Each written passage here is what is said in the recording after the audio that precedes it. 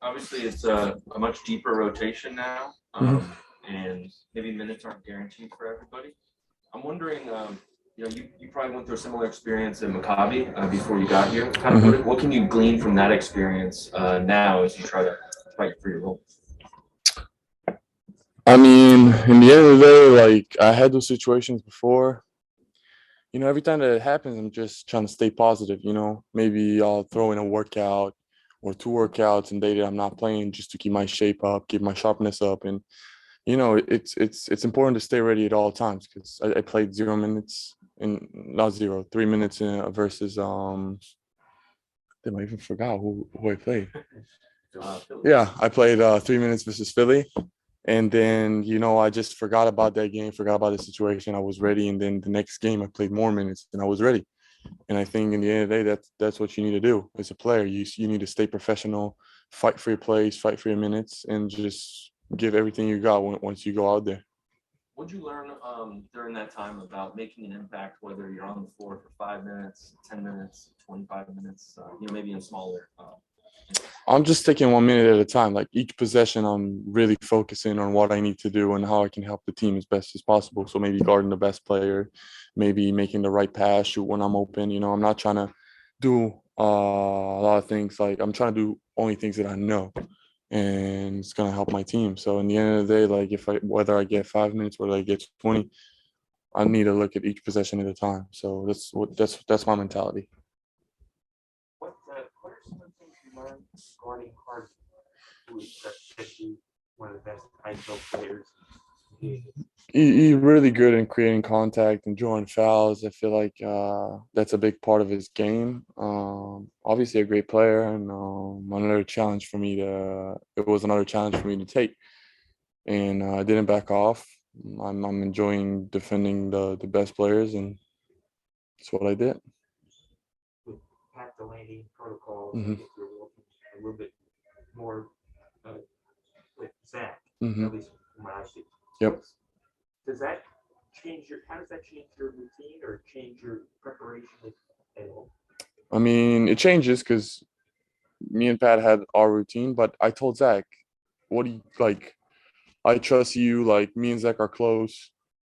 I told him like just throw in things that you think is going to happen in the game that I need to work on, that you feel like I need to add, and like I'm always open to new ideas, to new things like pregame. Like I'm never like, oh, I'm doing it that way and like nothing else. Like I'm really versatile. I like to change my workouts and do different things, and so I did. What are some of your points of emphasis as you prepare for tonight's opponent?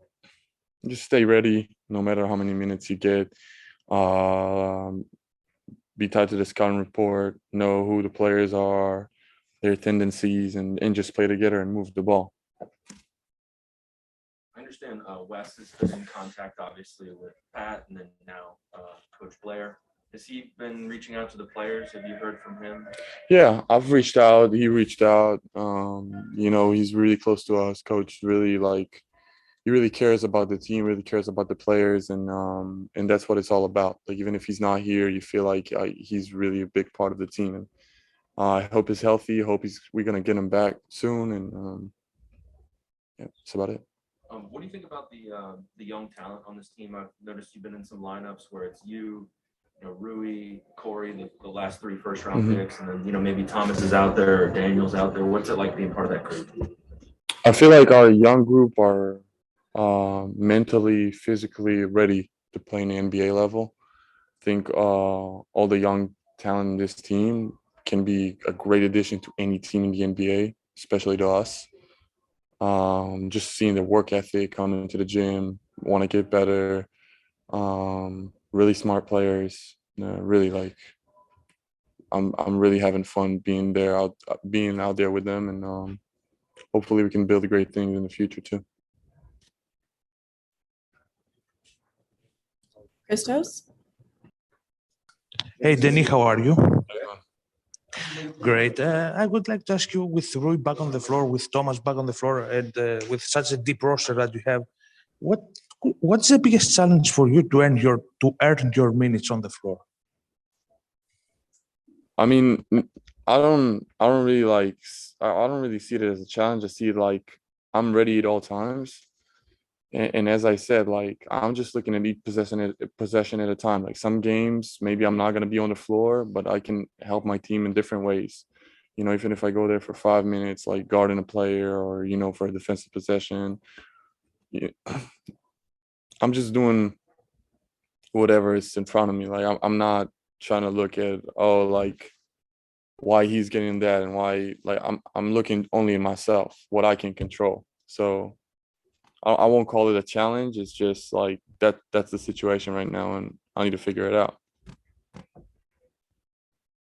And also for you, Bradley Bill has a lot of confidence in you, believes in you and your game. What kind of boost for you is this to see your leader have a lot of confidence to you?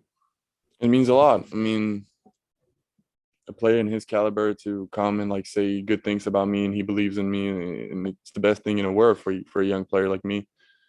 Hopefully I'll be a big part of this team also in the future, and you know, we can do great things together, and means a lot to me. I'm just gonna keep being humble, work hard, and hopefully it'll all work out. Thank you very much, Deni. Thank you. Neil? Deni, you mentioned, changing little things and, how you work out, how you practice. Can you give us an example of, what some of those tweaks might be?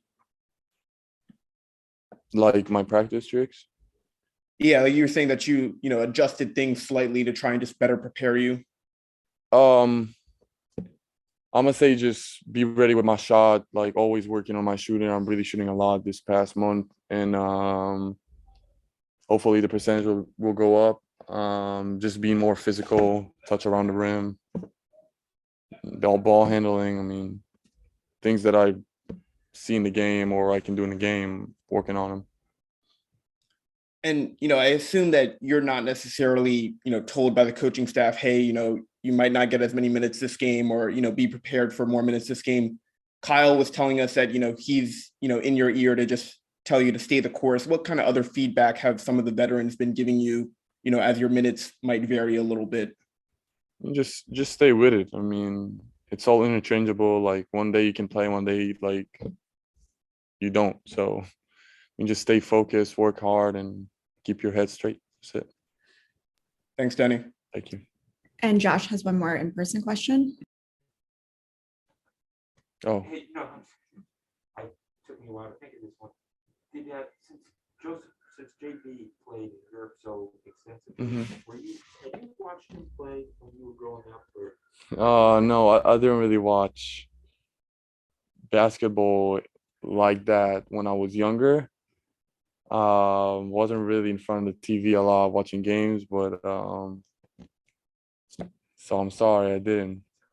But I researched some guys who played in Europe. I've seen their game. I've seen their YouTube clips.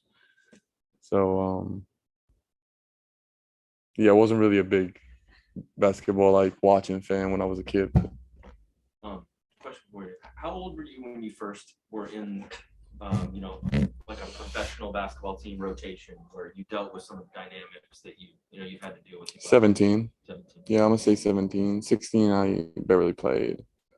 17, I had a rotation. I needed to figure it out. Yeah. Yeah. So what was it like? It's 17. I mean, I'm sure it couldn't have been easy. Yeah, I mean, it wasn't easy, but my luck is like I was back home, and like I had a great environment and around me of working hard, and family who's like pushing me forward, and friends. So it was kind of like they all helped me like to stay focused and stay determined, and it just came. I was patient, I was working hard, and it all came together in the end. So I think that's it, Deni. Thank you. all right, thank you.